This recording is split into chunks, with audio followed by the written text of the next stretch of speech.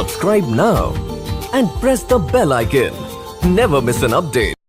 Hamilton ने ऑस्ट्रेलियाई grand pre में 7वां पोल रिकॉर्ड बनाया। मर्सिडीज के चालक लुइस हैमिल्टन ने अपने अंतिम प्रतिद्वंदी किमी राइकोनेन को 0.664 सेकंड के समय से पीछे करते हुए 7वीं बार रिकॉर्ड बनाते हुए सीजन की शुरुआत में ऑस्ट्रेलियाई ग्रांड प्री में पोल की स्थिति के लिए क्वालिफाई किया है। नौसेना जंगी जहाज आईएनएस गंगा निलंबित। भारतीय नौसेना के एक स्वदेशी निर्मित युद्धपोत आईएनएस गंगा को 3 दशकों से अधिक सेवा के बाद मुंबई में डिकमीशन किया गया।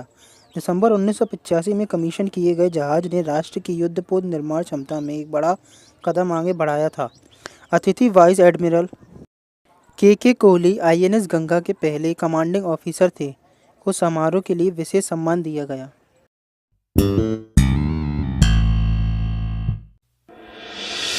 पत्थर के सब रास्ते परवाह नहीं, धुंधले चेहरे ख्वाब के परवाह नहीं, चलनी है सीना रहने दो,